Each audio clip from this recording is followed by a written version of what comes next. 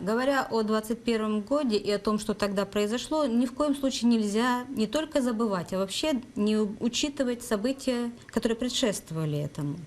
Ведь мы все знаем, что революция февраля 17 года запустила по всей территории Российской империи необратимые процессы, когда каждая национальность начала понимать себя и отождествлять себя не просто как одна из наций империи, а как самодостаточная политическая сила, которая сама вполне может играть на политической арене и очень даже немаловажную роль.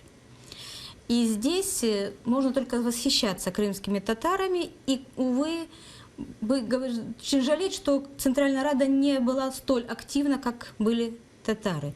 Ведь они уже сразу, с первого момента, как только началась революционные вести о революции дошли до Симферополя, они моментально включились в процесс и начали поднимать вопрос о создании, созыве Крымского народного парламента, о том, чтобы пригласить в Крым человека, который станет провозглашенным всем народом главой крымских татар.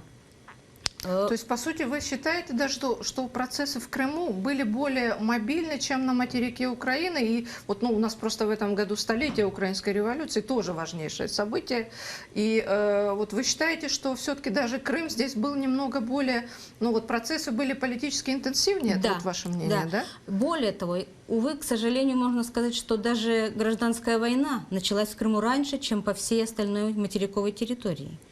Ведь первая кровь в Киеве пролилась в конце января, а в Крыму это узнали об этом гораздо раньше, еще в 17 году, а не в январе 18-го. Хотя в январе 18-го тоже Крым пострадал очень серьезно. Но первая кровь пролилась еще как раз, когда в Крым пришло известие о том, что совершился переворот в Москве, в Петербурге. И о том, что когда первые пришли известия, вот тогда большевики попытались... Вообще большевики, нужно понимать, что это за партия. Мы очень многие вещи, которые происходят сейчас, большое количество людей не до конца понимают. Сквозь призму советских учебников мы воспринимаем. Да, советские учебники писали, что большевики были на тот момент доминирующие силы. Но мы-то с вами знаем, что это было, мягко говоря, не совсем так. Вернее, совсем не так. Совсем не так. Да. Когда мы говорим о большевистской партии, то надо взять просто результаты выборов в учредительное собрание, которое произошло в конце лета, осенью, в начале осени 2017 года, и просто посмотреть, какое количество процентов голосов было отдано за какую партию. И тут мы увидим очень интересную вещь, что большевики получили 5% голосов. Все. Поэтому говорить о превалирующем влиянии большевиков на все события в Крыму, это, мягко говоря, пропаганда была бы советская, и ничто и другое.